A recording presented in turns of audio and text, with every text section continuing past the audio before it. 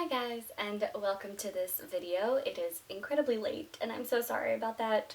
I just haven't had a lot of time to film, and so I'm now finally getting to it even though the sun has left. Welcome to this video. It is my movie wrap up for the month of August, where I just tell you about all the movies I watched in August.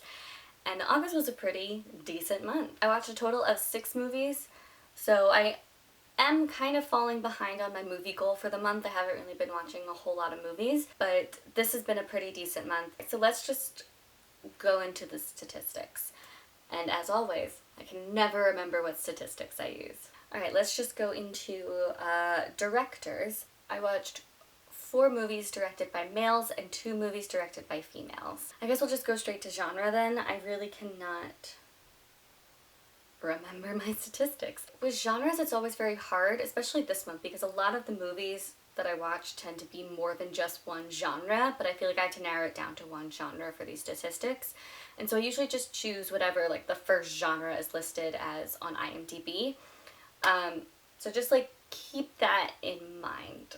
3 were adventure, 2 comedy, and 1 action. So lengthwise, the shortest movie that I watched was 93 minutes, and the longest movie that I watched was 161 minutes. To put that into perspective, 120 minutes is 2 hours. So 160, this was almost a 3-hour movie. Hi guys, Editing Ellen here. I completely forgot to also mention the total amount of minutes that I watched and the average, but obviously you can see it written right there. I watched a total of 688 minutes, which averages to about 22 minutes per day that I watched. Obviously, I didn't watch 22 minutes a day, but it's just a fun little math statistic to throw at you. Kind of give you a perspective of how much I watched. Not as much as I want to, but wasn't too bad. Stars-wise, it was a pretty decent month. I'm happy with it. I watched 2 3-stars, 1 3.5 star, 1 4-star, 1 4.5 star, and 1 5-star. This movie, I will say, has beat Aladdin for my favorite movie of the year so far. You guys know how much I love Aladdin. I also have not stopped talking about Aladdin still to this day. So like average, that comes out to 3.8 stars, which is really good. I still want it to be up more in like the 4 range, but I will take 3.8 as well. That's still pretty close. But first, I want to mention the movies that I rewatched, and then I will go more in depth with the movies that I watched for the first time. So rewatches, we have Descendants, Descendants 2, Hook, Recess, School's Out, Freaky Friday, and the Lizzie McGuire movie. Alright, so the first movie that I watched this month was Descendants 3. This is a Disney Channel original movie, and it is the final installment in the Descendants trilogy, which is about the descendants of Disney villains and Disney heroes. Our main characters, our core 4 people, are the descendants of Maleficent, the Evil Queen, Cruella, and Jafar. And then we also follow Ben, who is the son of Beast and Belle. So this movie, it's not my favorite in the series. Definitely Descendants 2 is the best. I have a lot of opinions on this. Most of them are very spoilery. Kate Loves Disney. I've talked about her before in a wrap-up video. She is a YouTuber that I really enjoy. She mainly talks about Disney Channel, but she also just talks about like Disney stuff in general. I really enjoy her videos, and she has a video talking all about her thoughts on Descendants 3, and when I was watching it, I literally was agreeing with everything she said. I was like, yep, thought that, yep, I agree with that, So honestly, I'm just going to put a link down to her video and her review if you want to see what my thoughts are, because she pretty much just says them. I will try and give a little bit of an overview here if you don't want to go watch her video on her thoughts. But before I go really into my thoughts, I do have to, of course, mention the fact that one of the main stars in this movie, and honestly, he was my favorite character, he was my favorite actor, my favorite dancer, like out of everyone in this movie, I thought he was the one with the most talent and the most potential, and he had passed away, I want to say like 2 or 3 weeks before the movie premiered, and it was really sad. It's still very sad to think about, and especially watching this movie with him in mind, still super fresh, it made for the watching experience a little bit more sad, especially because right after the movie aired, they had a tribute to him, and they obviously talked about his foundation. His name was Cameron Boyce, by the way, and he was the role of Carlos. I just realized I never actually mentioned him. Now on to more happier things. So Descendants 3.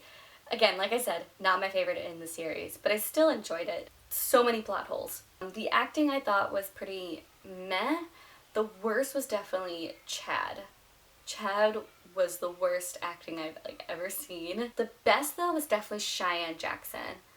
He was incredible, as well as the girl who plays Uma. Why can I not remember her name? The evil villain this year, it's like they had 2 different villains, but they were also 2 completely separate stories, which was weird. But the one villain did not work at all. I felt like she was not good at being evil. It didn't work for me. The ending also didn't make any sense. And I think caitlovesdisney explained it very well, the problems with that ending. There were not a lot of bops song-wise. A lot of the songs have grown on me, but the first time I really listened to them, I was not into it. I was not feeling it. I also wanted to mention the song Night's Fall.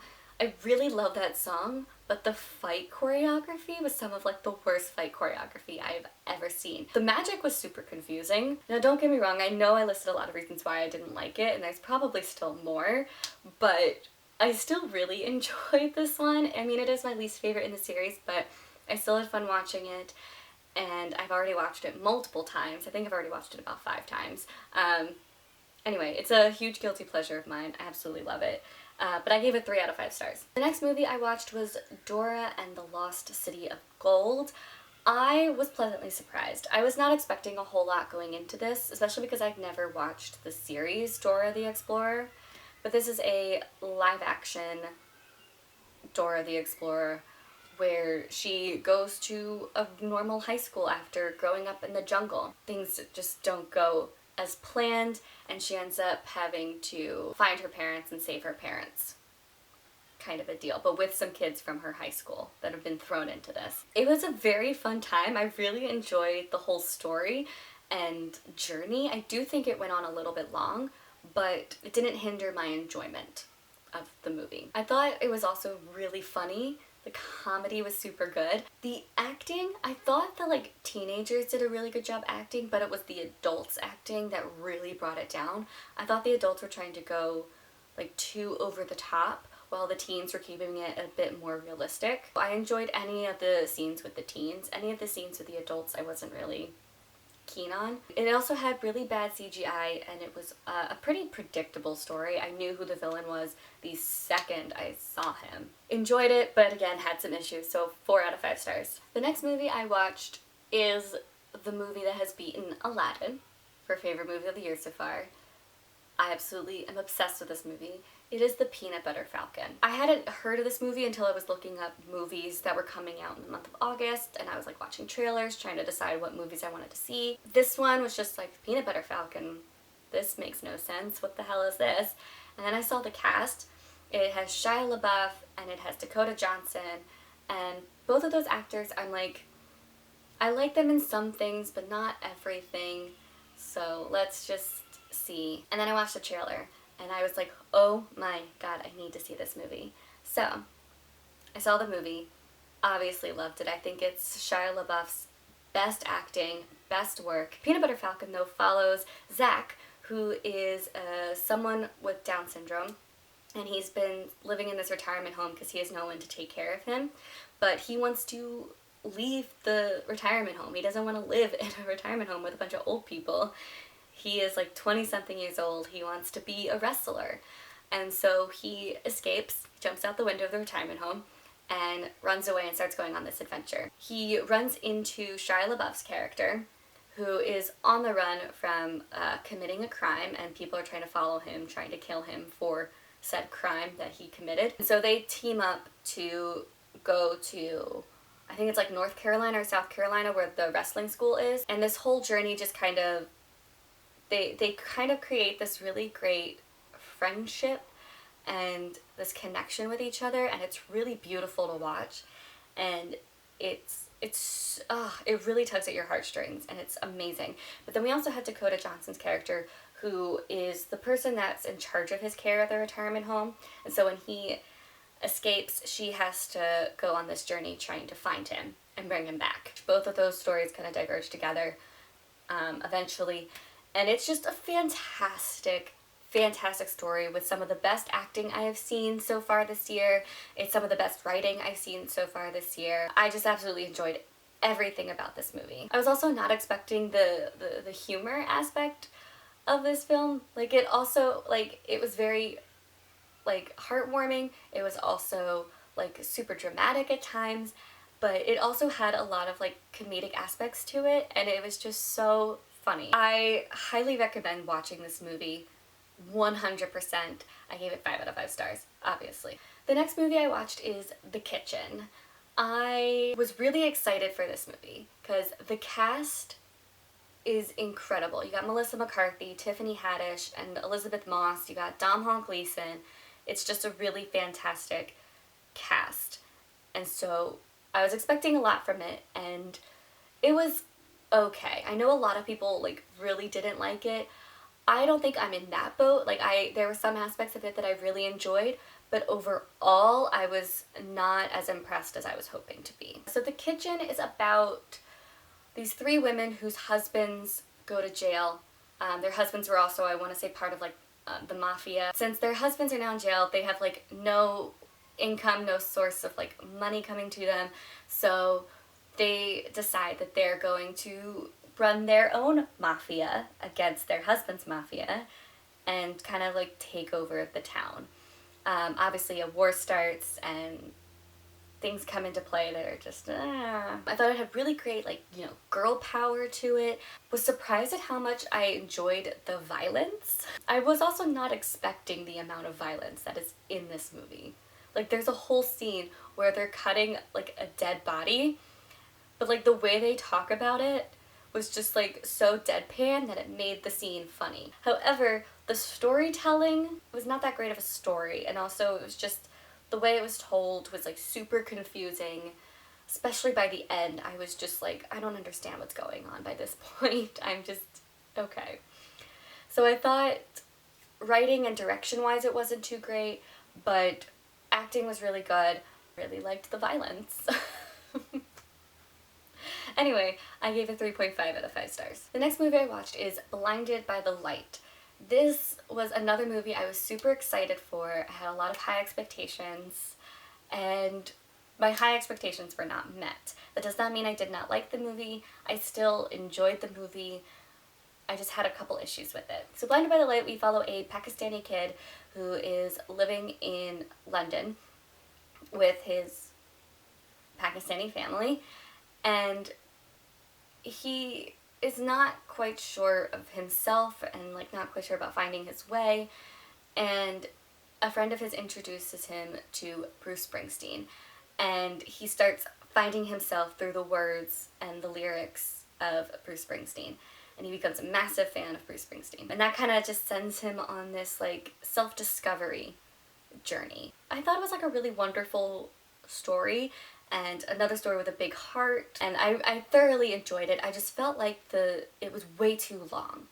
It's not a long movie, but somewhere around maybe, like, the hour mark, I felt like I had been sitting there for 3 hours. Like, it just felt so long, and I feel like they could have condensed it just a little bit. I don't know how, because I feel like a lot of it was vital, but it just felt very long. But it was a super relatable story, and I loved how the songs really tied in well, like the songs and the lyrics really tied in well with the journey of the story. And I thought the acting was really good as well. So it's like one of those movies where it had a lot of good aspects going for it, but overall I was just not as into it as I really wanted it to be. So I gave it 3 out of 5 stars. And the last movie that I watched was a complete surprise for me. This was a movie that I did want to see, but because it was so long, I just kept, like, procrastinating on watching it. But I'm so happy I finally did. I went to the movie theater with a bunch of friends. It's Once Upon a Time in Hollywood. We have Leonardo DiCaprio's character,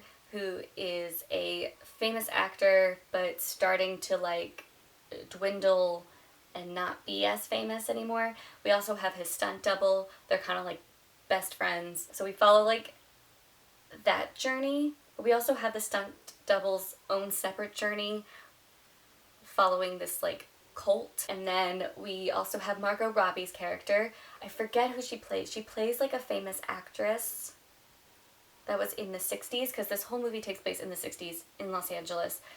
Oh, Sandra Tate. Hi guys, Editing Ellen back. I just want to say throughout the rest of this review, I call her Sandra Tate. Her name is Sharon Tate. I was close, but just know I'm trying to say Sharon Tate and not Sandra. She plays Sandra Tate, who is like an up-and-coming star. Sandra Tate and Leonardo DiCaprio's character, Rick Dawson, that's his name, Rick Dawson, they're neighbors. The theater that I saw it in is Quentin Tarantino, who is the director of this movie. It is Quentin Tarantino's movie theater in Los Angeles. He owns a movie theater here. And watching this movie in his theater really brought an experience to it, because the trailers that I got to watch were trailers of movies in the 60s that kind of tie in to Once Upon a Time in Hollywood, like they're mentioned or they have a really big significance to the movie. Then you also got to see the trailer for Rick Dawson's TV show in the movie. And also too, the movie theater that I watched it in, that Quentin Tarantino owns, is mentioned in the movie. It was a movie theater in the 60s that showed a lot of pornography. A lot of pornographic movies were shown at this movie theater. So that was really cool to like have that one part in the movie where they mentioned that theater and we're like, woo, that's a theater we're all in, and we all like cheering about it. Anyway, it was a fun experience. But now let's actually talk about this movie, because this was such a pleasant surprise. I did not think I was going to enjoy it as much as I did. I don't know why. I haven't watched a lot of Quentin Tarantino movies, but the ones I have watched I have really enjoyed. So I don't know why I didn't think I was gonna like this one. What I also loved about it too was that it did not feel long. Even though it's like a 3-hour movie, it did not feel long. I was just like so invested in this story and so along for the ride. That ending, I was not expecting that ending, but I was, oh my god, my eyes were glued to that screen and I was just like leaning forward, and I was also laughing hysterically but also like super anxious because I was like, oh my god, I feel like I know how this is gonna end, and that's not how it ends at all. I absolutely loved the setting of the story. I really liked the 60s in Los Angeles. I thought that was like a really cool setting. Some of my favorite lines are now from this movie. I am quoting this movie for sure. So it has a lot of comedic aspects to it. The setting is great. The acting is incredible. Again, some of like the best acting I've seen so far this year. The movie was just littered with cameos. Like, so many cameos. So the things that I didn't like, I wanted more of Margot Robbie's character. I felt like they didn't focus as much on her as I really wanted. I don't know, like I wanted more of Sharon Tate. I also thought that like the way the movie is like edited and styled kind of took a little while to get into, because it did feel a little bit like disjointed in the beginning, but then once I got into it, was totally fine. It was great. Anyway, absolutely loved this. Gave it 4.5 out of 5 stars. And that is it for the movies that I watched this month. You can also go check out the books that I read in the month of August, as well as just like my life wrap up for August. And I will see you guys soon with more videos. Bye!